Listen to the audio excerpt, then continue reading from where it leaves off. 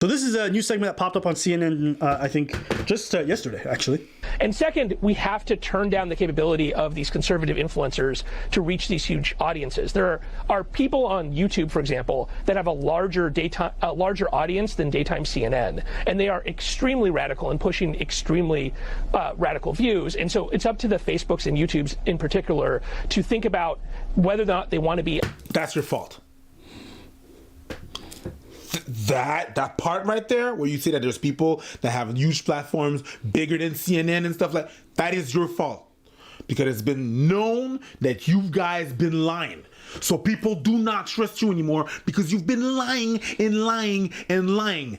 Hence, people are leaving your platform to go to another platform that they trust. It's not so much that these people are having a platform that is big, it's that we can't trust you.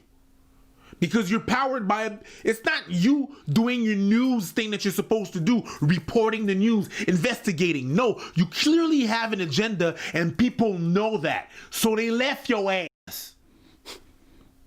No? Do your thing. Cool. They left your ass. You were trifling. You belong to the streets. So they went to the streets and found someone else, and now you mad? Ooh, look at my ex. She lives in the bed. You trifling. Sorry, I had to. I'm not even mad. Effectively cable networks for disinformation. And then we're going to have to figure out the OANN and Newsmax problem. You know, that these companies have freedom of speech, but I'm not sure we need Verizon, AT&T, Comcast, and such to be bringing them into tens of millions of homes. Come on now, B. Yeah, they're advocating for deplatforming now. They're saying because we don't agree with these people and their ideas, and we say that they spread misinformation, they shouldn't be allowed on these platforms. If people really want to find them, they're going to have to dig deeper. They want to make it more accessible. And you actually saw this with YouTube, where they were shadow banning a bunch of news and independent people here on this platform. They want to do this on an even larger scale. So this is what I said when I said, once you open this door, it's not going to close. And once you start cheering on a bit of censorship, it always leads to more. Because now they think the solution to fixing the problems of the world is not for dialogue, but it's for making sure certain voices get silenced. Do you understand where this is going? Right? Now they're just saying radicals. What's radical?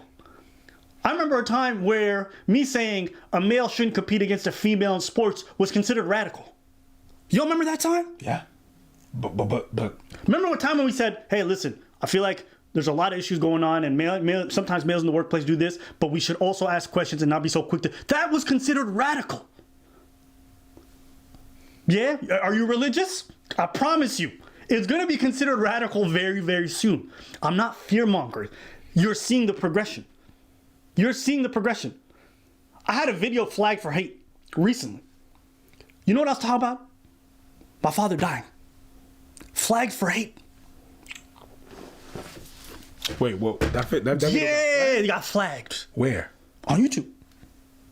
On the Alvin Preach, the one that you. Yeah. It got flagged. Flagged. So demonetized? Nigga, did I just say that? No, you didn't tell me that. Let's play. I just told you right now. It got flagged for hate speech. Flagged. Whole flag. China. Red. When you're talking with the... Nigga, I'm not going to repeat myself. I'm trying to understand, bruv. I'm not going to repeat myself. I said what I said. It's so dumb that I think I'm the problem and I don't understand. Yeah, you the problem. No, you the problem. No, you. Hate speech. Yeah. See what I'm talking about? It's crazy. But let's keep listening. This is, allowing people to seek out information if they really want to, but not pushing it into their faces, I think is where we're going to have to go here.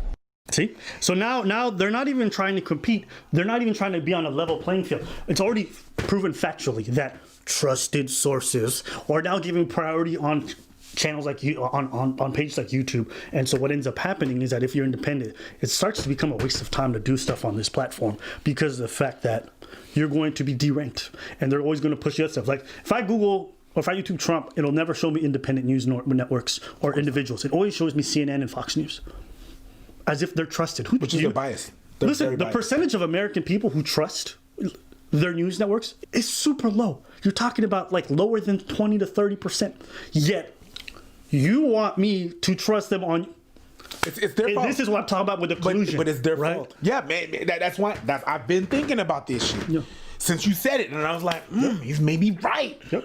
And it's totally, absolutely your fault. Yep. And I'm talking to the media right now. Yep. If people do not trust you, you gotta be accountable for your stuff. You can't be like, it's fake news and it's fake. It's your fault. Yes, in those news, those independent, there is gonna be fake news as much as you produce fake news. Yep. Now you're making me sound like Trump. Fake news. Yep.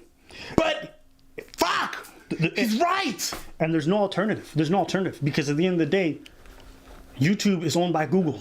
You try to start an alternative, they'll just derank you on the Google search bar, or they'll try to buy you out and turn it into what they want. So there are no alternatives. People are like, well, go to this spot. Those aren't real alternatives.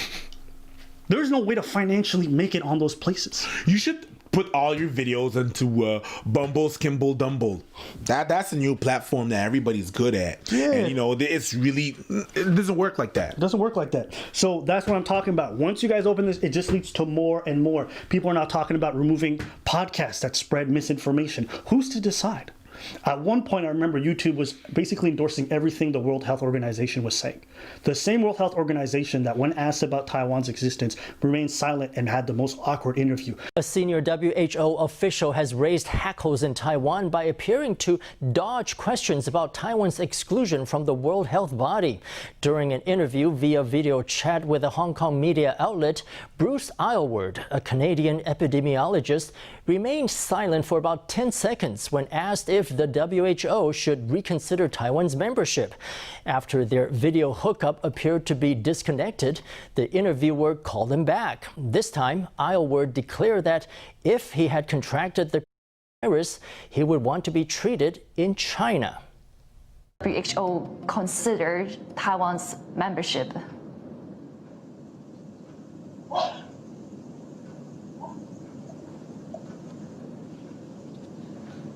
Hello? I'm sorry, I can't hear. I couldn't hear your question. Okay, yeah. Let me repeat the question. No, that's okay. Let's move to another one then. When Aylward was asked about Taiwan, he stalled for close to 10 seconds and avoided a reporter's question. But the reporter persisted. I'm actually curious on talking about Taiwan as well, on Taiwan's case.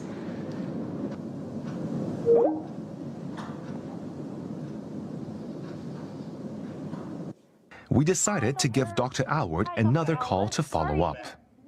And I just want to see if you can comment a bit on how Taiwan has done so far in terms of containing the virus. Well, we've already talked about China.